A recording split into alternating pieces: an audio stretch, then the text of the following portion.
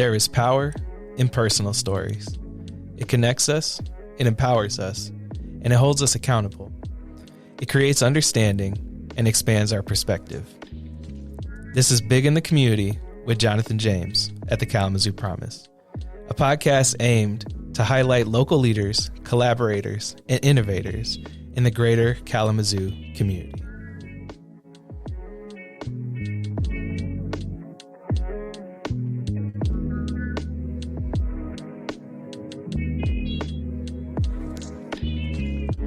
All right, welcome back to another episode of Big in the Community. We have a wonderful guest here, so I'm going to get straight into it with a quote. Entrepreneurship is about turning what excites you in life into capital so that you can do more of it and move forward with it. And that's Richard Branson. But without further ado, we have a wonderful guest here, someone that I've seen multiple times in the community, especially with Leadership Kalamazoo, a wonderful program. We give them shout outs. But we have Adiah Jones, owner of Labor of Love Scrubs and tri-owner of Trinity Prep Center. Got it. Welcome. Hey, thank you. How you doing? You good? Yes, fantastic. Awesome. You want to jump into our first question? Sure, let's go for it. All right. So how long have you been in business, and what inspired you to start this journey? Okay, so my entrepreneurial journey started in 2014. Well, the planning of it started in 2013. But that was 2014 was the year that we opened Trinity Prep Center. Okay. And that's our dance studio here in town for youth ages 3 and over. What really got us interested in starting that business, it was really organic. It wasn't something like, oh, I just want to open a dance studio. Well, needless to say, one of my business partners did have that thought that I didn't even know. She wanted that. Both of my business partners grew up dancing. One in this community, the other grew up in Saginaw. And I had no dance experience, but we all praise dance together at Mount Zion, our church home where we met, and that's where our relationship started. And so as we were leaders in the youth praise dance ministry, you know, they would primarily do the choreography, and, you know, I was kind of the, I would say the polisher. Okay. The finisher, if you will. Like, I helped to polish them up, or I would help teach the youngest crew, the kindergartners and the first graders, you know, their choreography. But I just saw their talent that was just like mind-blowing, how they could even come up with these dances, remember all the choreography, and our dynamics of working together was just pretty smooth, and I really loved being around them. So I said, hey, guys, what do y'all think about opening up a studio? Let's take it to the community on another level and do things that I know y'all can do. So then that kind of is what took that off the ground. And so me not having any business experience, but I was the person that was kind of in the background running the business, I had to do a lot of learning in the process. So it was a lot of what I would call on-the-job learning. As far as the store is concerned, I opened that in 2022. Okay. So as I was going throughout my work journey, I knew in my heart that I needed to be a full-time entrepreneur. I really wanted to impact the world in a more positive light, and in a unique way that I could just kind of be my own boss, in a sense, or not make my own rules, but kind of, sort of. And so I actually was looking for a new building for Trinity Prep Center, and in the search, I found a link that said businesses for sale. So the store really was a business that was already in the community, had been there for a few years, but it was a second location of a company that did not want it anymore. And I was like, So it started off as an opportunity, to be honest, and really it has grown into a labor of love. That's great. Just happened organically, you know. So I really took a leap of faith and learning more about retail. I had worked at Foot Locker for like 6 years in my earlier days after college. And so I had some retail experience of being in a space, but not behind the scenes. And so I just did a lot of, research, looking into it. I did a lot of research on the origin of scrubs, uniforms, like, back to when they first started with Florence Nightingale. Mm-hmm. Like, I'm like, when did this come about? Because is this going to be long lasting, Yeah. So I said, as long as we at least have medical care, dental care, I know we'll still need these uniforms. So I said, I think this is something that can sustain and be a viable option for my family, and I can kind of move forward with it. So I went all in December of 2022. I left my job of 20 years and took a gigantic leap of faith. Wow.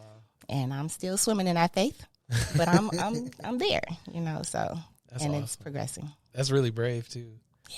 To be like, 20 years, 2 decades. I know. And we were in the process of getting a raise. Don't man. That's sounds scary. like an ouch, but you know what? I am very honored, and I'm very faithful I'm deep rooted in my faith. So I know that God's going to work it all out.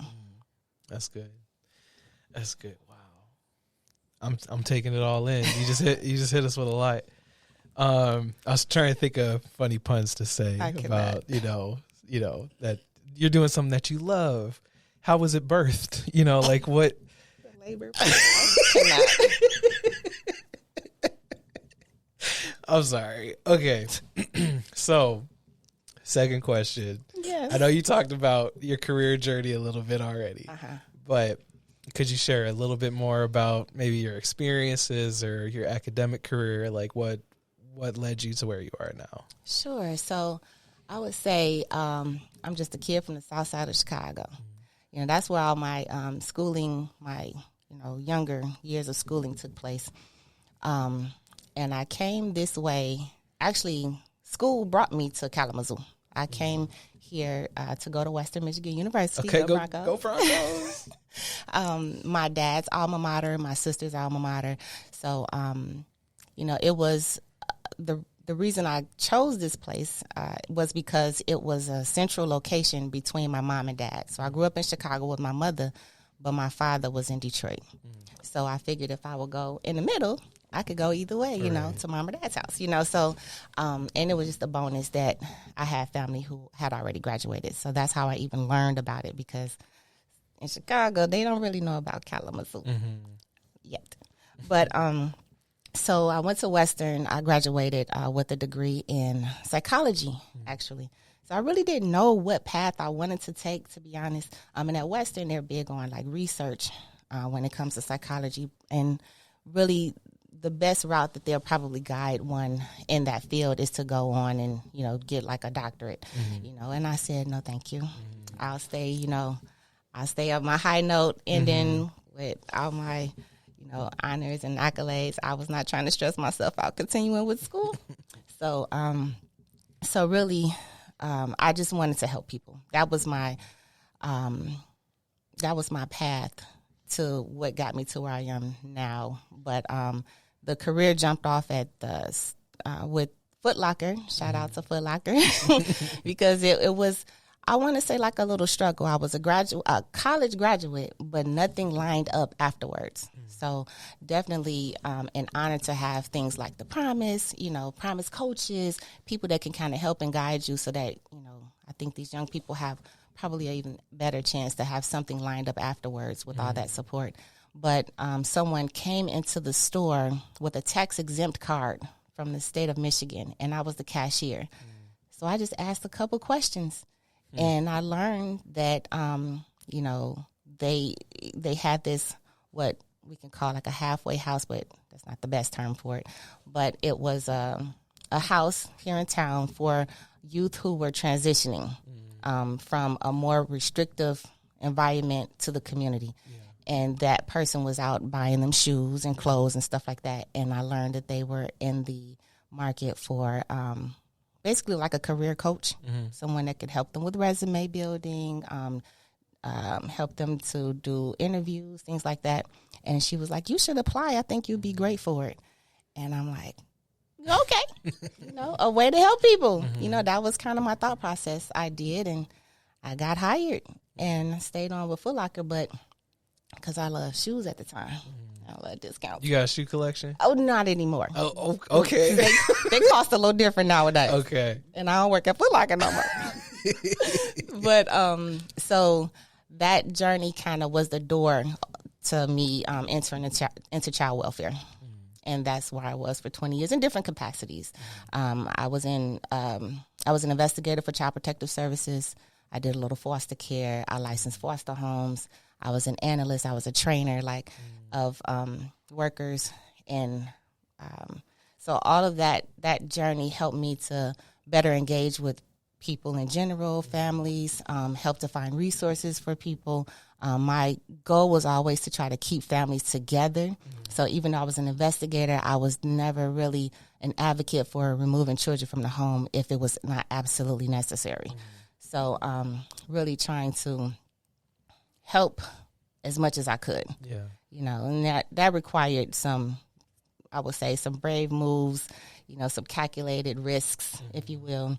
But all in all, I think that, and then at the end of my journey, I was an analyst. So I worked a lot with spreadsheets and numbers and, really gathering data of how we were doing with working with the families and things like that. And I did a lot of trainings and program development. So, I felt like those were all transferable skills that I could take to the next level. And so the things that I've learned, I've been able to apply in my business journey as a business owner. That's awesome. I think you pointed out one thing that we really are trying to tell our scholars, like every single job you have, there are skills that you're learning, skills that you're picking up, and they can transfer to the next thing. Oh, yes. And that's something I was still learning, after I was done with school. I didn't understand, this experience actually will help me in this one. I just had to phrase it the right way.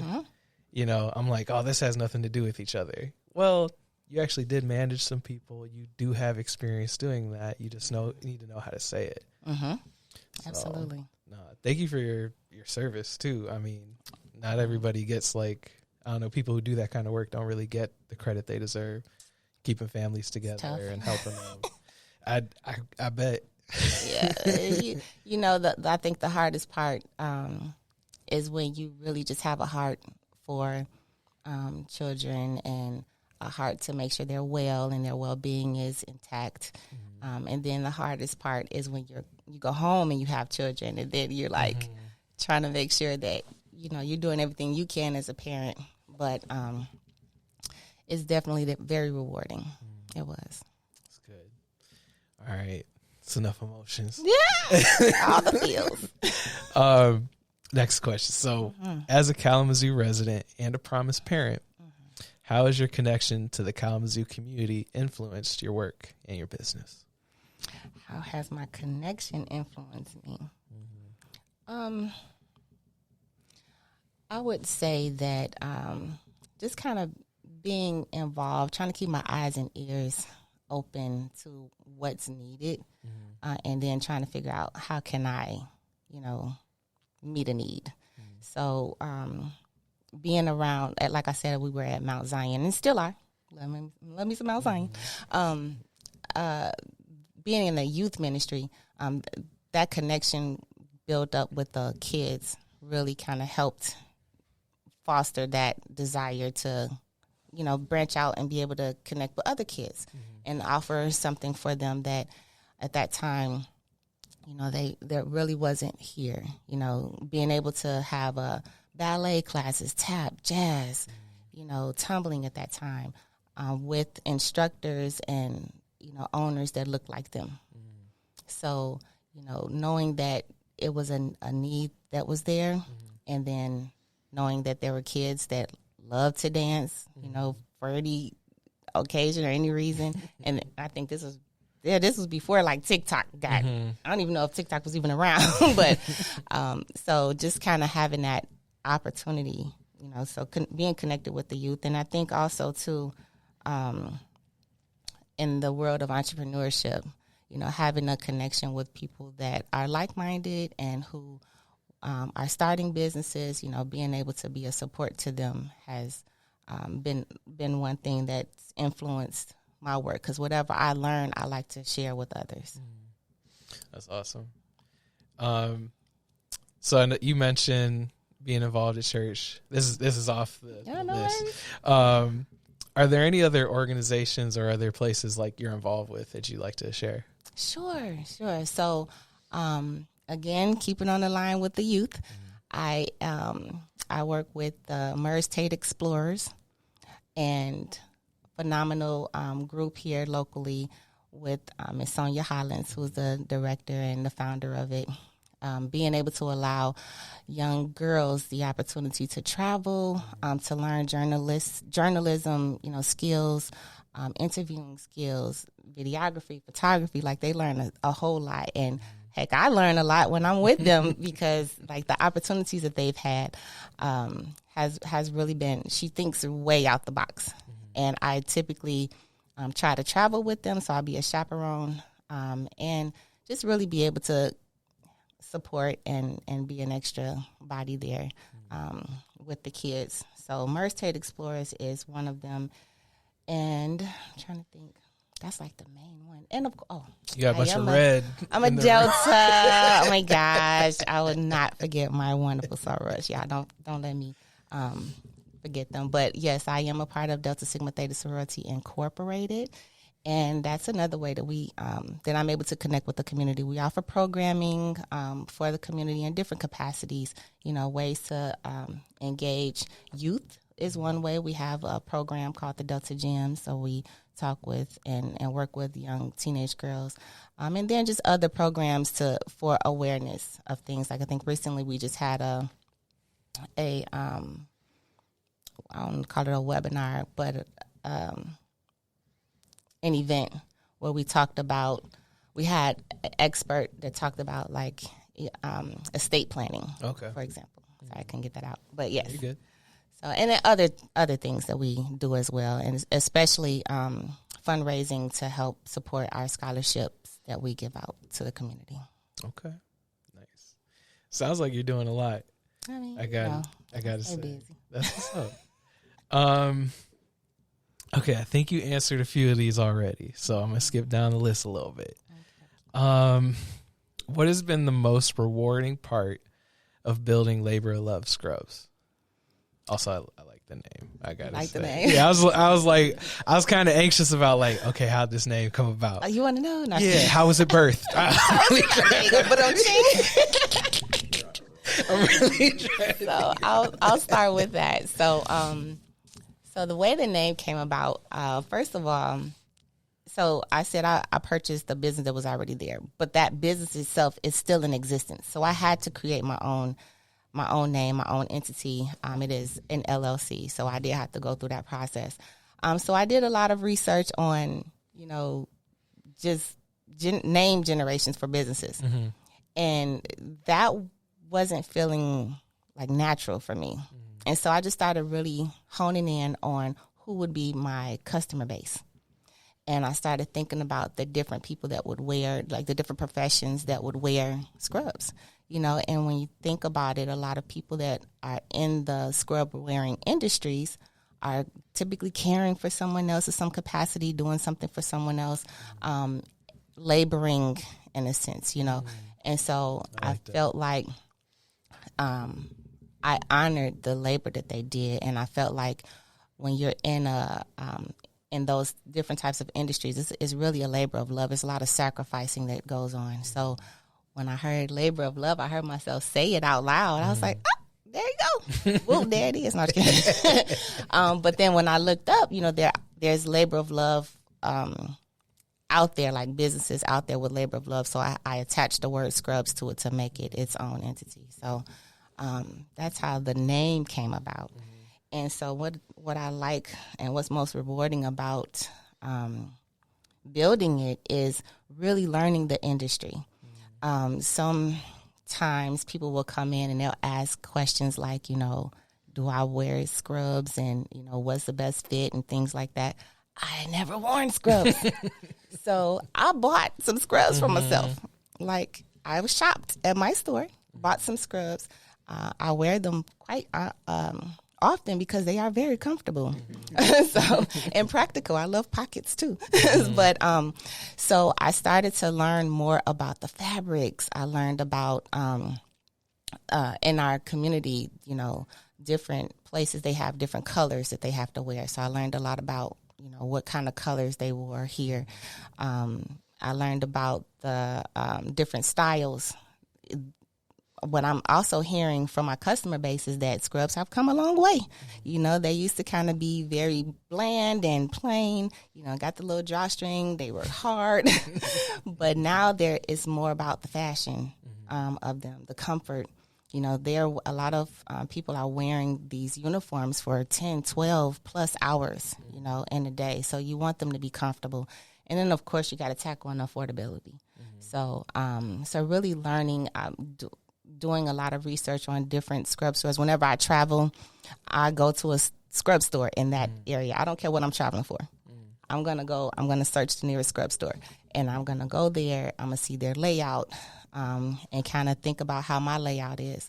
I'm going to go and ask questions of the managers, the staff. I get permission to talk with the staff. But just to kind of get a feel of, you know, am I on the right track? You know, so I think as a lifelong learner and one who did not want to continue going to school, this is my way of continuing to learn about being a business owner and specifically in this retail industry.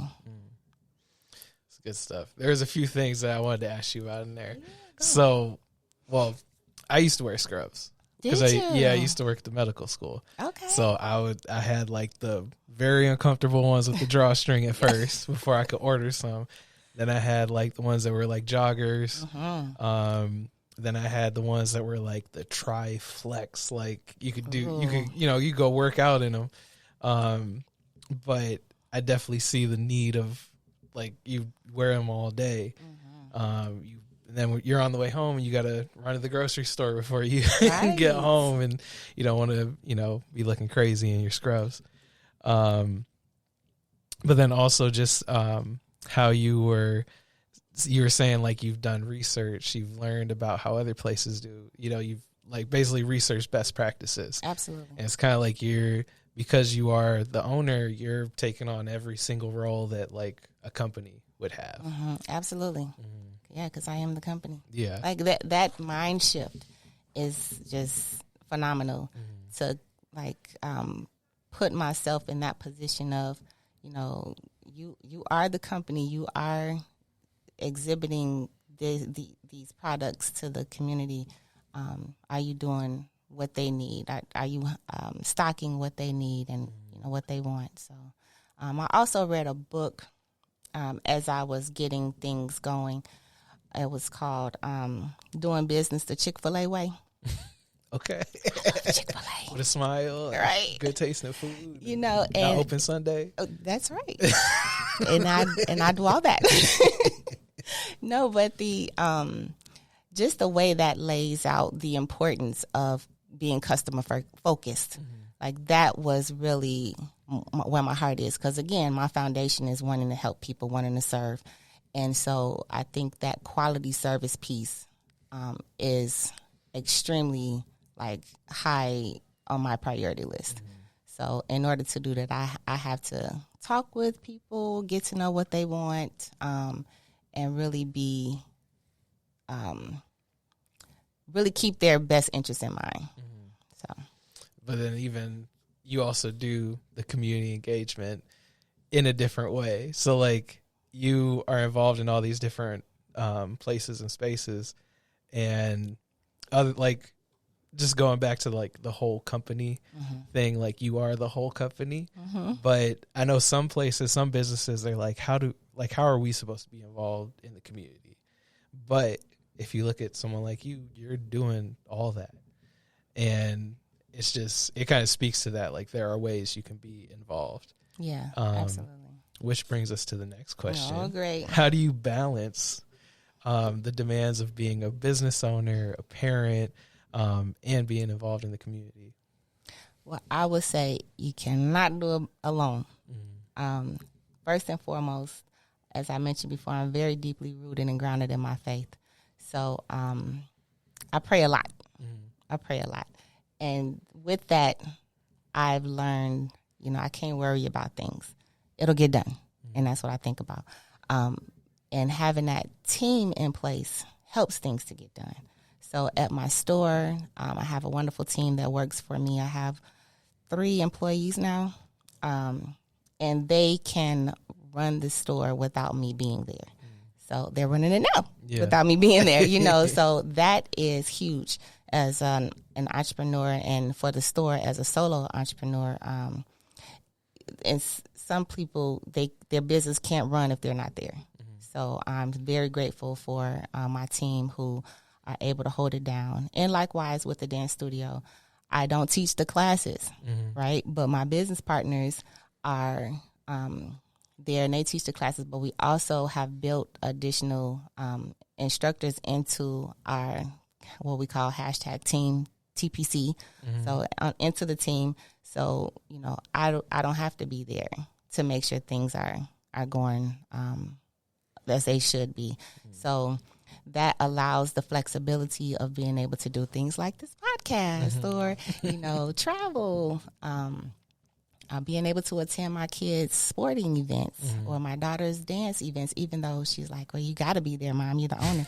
But I might have a conflict, No, I can't have a conflict with her. But, that's, I think that, being able to have that support really helps to balance things in my prayer life. Nice. If you could change anything in the greater Kalamazoo community, what would it be? My paper has nothing on this line. Oh, that is a huge question. It is a huge question. And then it says, think big. And I'm like, hi, dog. So, I thought on this question, probably a little too much, but there have been some rumors, I would say, in the community for business owners that this community is a great place to start things. You got a lot of resources to help you get going. And I know there's a lot of resources out there, and I'm probably still on the track of finding them.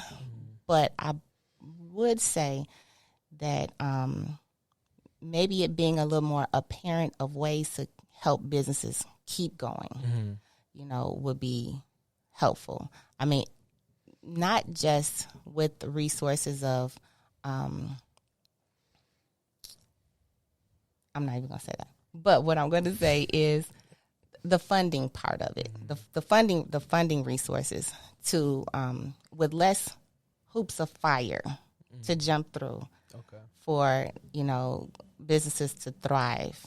I think, like I said, and I'm an advocate for the resources, the rich resources that we have in Kalamazoo. I've been learning a lot more actually since I've been the owner of Labor of Love Scrubs is when I really learned mostly about what's here. But I do believe that to keep us afloat, it would be nice to have just a few less hoops to jump through. Yeah. What's going. Okay. Now, sustainability is a big thing. Absolutely. There are a lot of things that are like, hey, you have a startup? Can we help you get started? Yeah. But then what happens like when you're at, year 6 and things are kind of tough? And, yeah. What could help you get to the next thing? Exactly. I know even just thinking about, let's say like a church plant. So they'll have a budget, they have money that they bring in tithes, but if they have, a season where things are tough, they have that parent church to pull some extra funding from. Right. So, not that, it's a church plant, but, right. Is there something we can learn from that where it's can we pull from this to help support this so it stays? And, a lot of these things are what makes our community great. Exactly. So agreed. Why not invest in it to sustain it? So exactly. Yeah. Okay. That's a good one. I like that you said it. But also like it helps inform the work that we do. So like, Absolutely. if somebody comes on here and is like, nobody knows about the promise in, I don't know, this school, then it's like, okay, we need to show up in that school. Or if there's a problem in the community, like, how can we help? Like, we are a scholarship, but now we have like 30 plus people almost. Absolutely. So we all do work in Wonderful. different areas. So it's like, how can we help? Exactly. Okay, so where do you see the future of Labor of Love Scrubs and the impact it could have on the community and the healthcare industry? Because we thinking big. Y'all hit the thought But provokers. just you know, where do you see it going? Where do I see it going? You know, I have a few people who shop with me, and if they see me in the community, they're like, "Oh, that's the scrub lady." You know, so I like that hometown feel, if you will, and kind of being able to be the one that they come to, you know, because they enjoy not just what I have to offer as far as the products, but what we have to offer as far as their experience in the service of being there. So, you know, I really, I see us growing in the space that we're in. I love the space that we're in, and there's a lot of potential there. I do also, I don't know, I just want to be able to grow in awareness of us being there, and that like every entity in this, at least in this community for starters, would say, when you want to get some scrubs, you need to go to Labor of Love Scrubs, you know, so that increasing that awareness. And I don't know to what extent, it's like what did they say?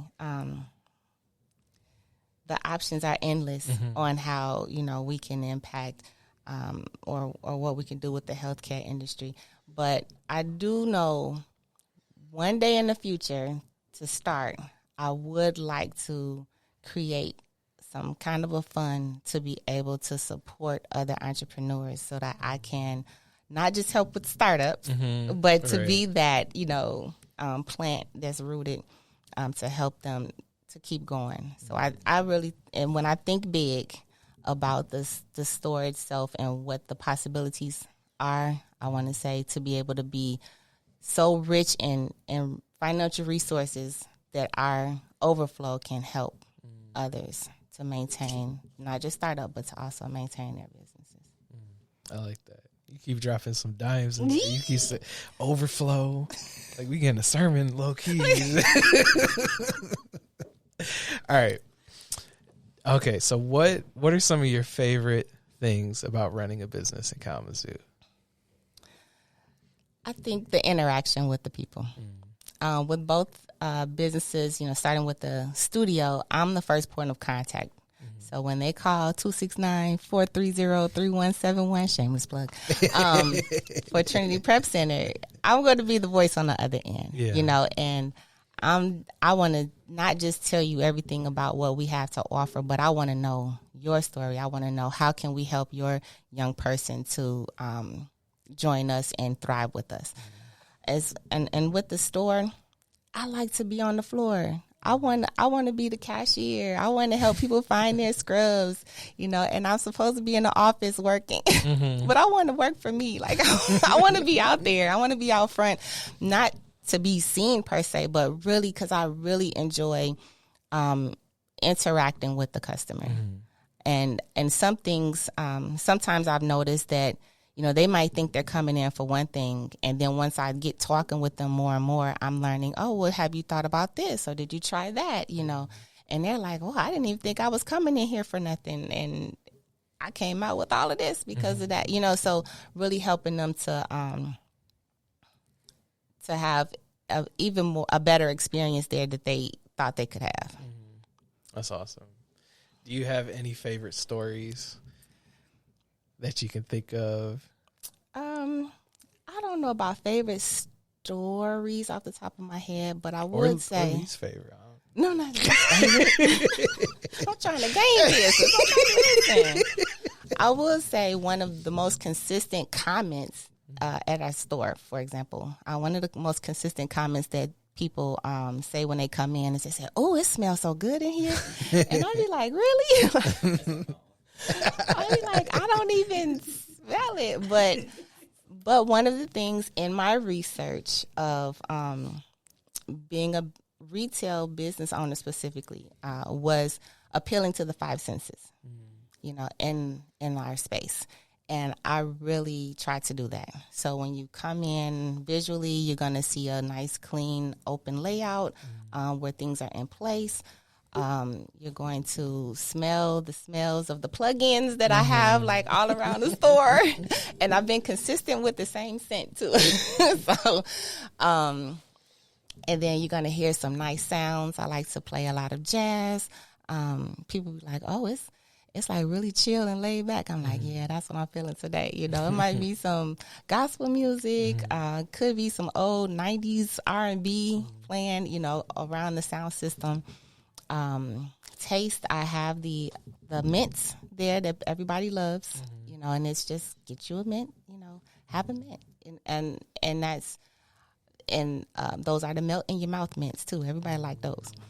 And then the touch. So you can feel the fabrics of the store. You can try on. I have 2 nice size dressing rooms.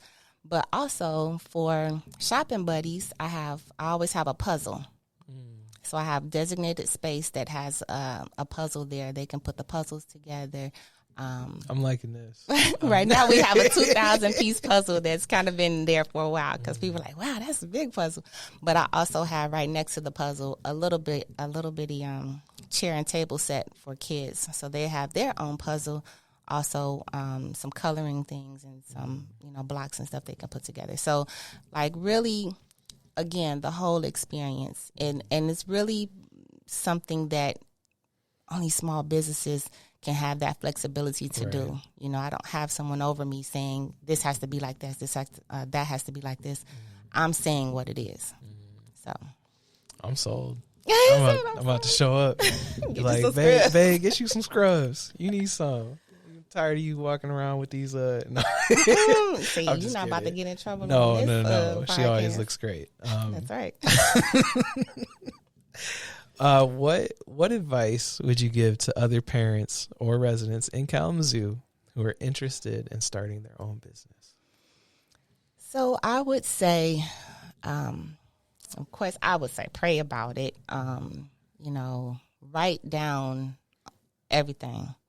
Like, I usually have a little journal with me wherever I go, my backpack, in the car. Like, when an idea hit, I write it down. No matter how crazy it might sound, no matter how unattainable it might sound, I say write everything out. You just never know. Do your research in that field. So like I said, with the store, I've gone around to different stores. I look on different websites for inspiration, other people's Facebook or other social media pages to see how are others doing it. Am I in line, or, and even with the studio, I did the same thing. Our price is compatible with others. Are we overcharging? Are we undercharging? Because I'm looking at what's here versus, and also in other areas of the country. So definitely do your research and look for free resources first. Don't jump the gun and try to pay somebody to do it because you're trying to make money, so you want to look for whatever out there is free. And I would say the first real resource that supported me was the Small Business Development Center, SBDC, and it is one that's housed at Western Michigan, and it is a free resource, and they do a lot. They do a lot to support businesses. I mean, there are other entities here as well, but that one was the first one that really helped me to get things going in a very short time frame that I had for the store specifically. About to send my wife over there. Absolutely. We've been talking about starting a small business for a while, and it's been like, picking up like nuggets of, okay, how do you do this? How do you do this? How do you do this? But yeah, definitely going somewhere and saying, all right, here's all the questions we have. This is good stuff. Is it? Yeah. A similar question, but if you had a gold nugget of wisdom that you would share with someone who's basically trying to walk in your footsteps, what would that be? It could be the same answer too. Well, I would say, so I wrote one down, and I'll say that one, but I also have another one, and it's not new information, you know, but I think that when we make it relevant to our circumstances, it rings true for everybody. To think big. You know, you have it here. Think big. Think big. A little plug right There you go. You know, because sometimes, and I'm guilty of it, I've talked myself out of things because I didn't think I could do it. And the very thing that I had no clue I would do is what I'm doing, and it's big, you know, and I'm sure there's even more that can be done with it. And that second kind of thing that I was thinking about was each one, reach one, teach one. So, you know, I truly believe in sharing information, sharing resources, helping somebody else, teaching them what I've learned. And I pray that they would do the same when they get to a space. You know, it's really the concept of discipling, if you will. So, yeah. That's awesome. My wife and I, we also think like, okay, we need to be mentored by somebody who's where we're trying to get to. And then we also need to mentor somebody who's trying to get to where we're at. Absolutely. You know, so this is all good stuff. I'm taking notes and stuff. Yeah. It's a sermon in here. I'm telling you. Just need to, okay. Anyway, how can people support Labor of Love, Scrubs, and Trinity Prep Center? Yes. Yep. How can we support you? Well, for both businesses, we are on social media. Do have Facebook for the store. For the store we have Facebook and Instagram. So look up Labor of Love Scrubs.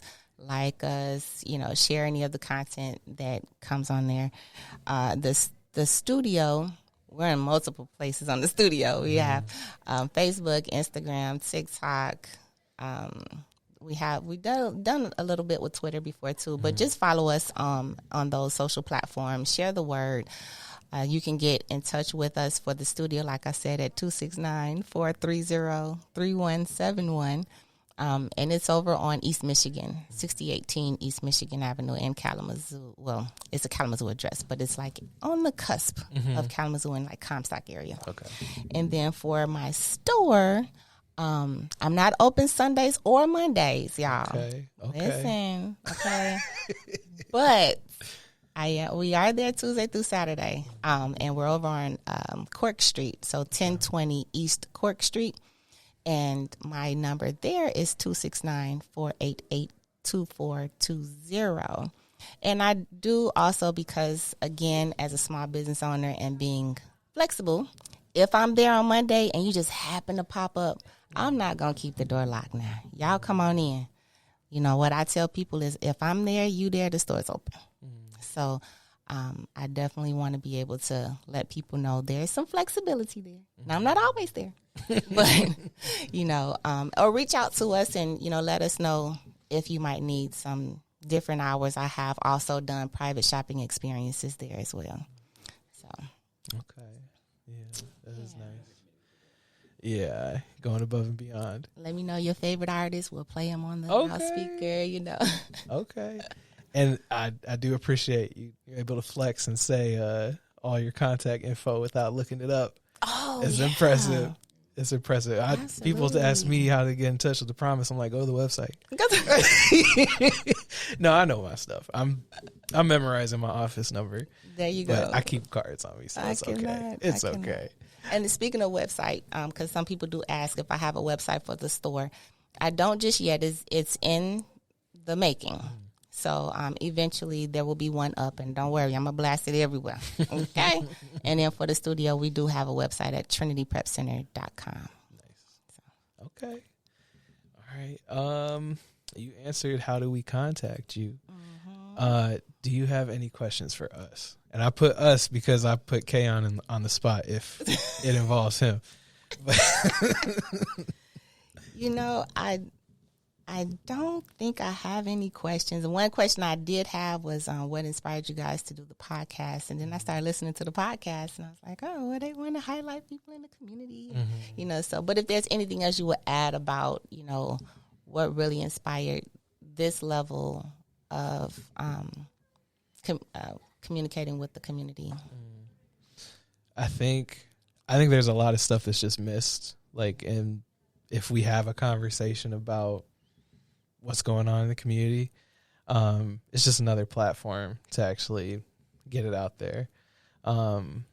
There's been stuff that's come up during the podcast that we're like, oh, we never thought of that. Or like, we should start doing that.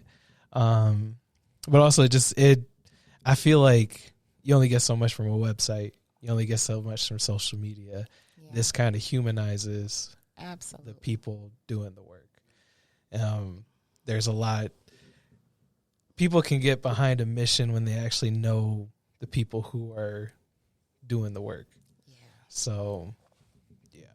This is awesome, though. I really appreciate it. I was pleasantly surprised when I got the email. I'm like, did he mean to send that to me? Yeah, like, of course. You answered all the questions, so I don't know why you thought, you know, it's.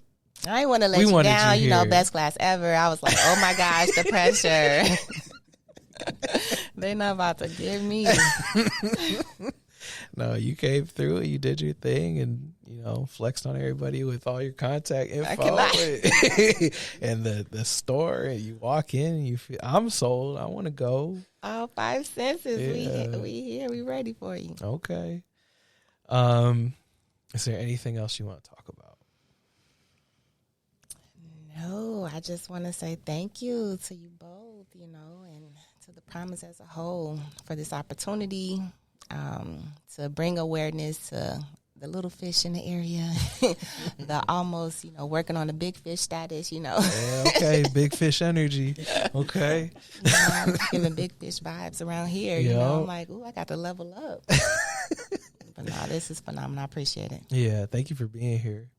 We'll just close out with remember, your journey as an entrepreneur is not just about building a business.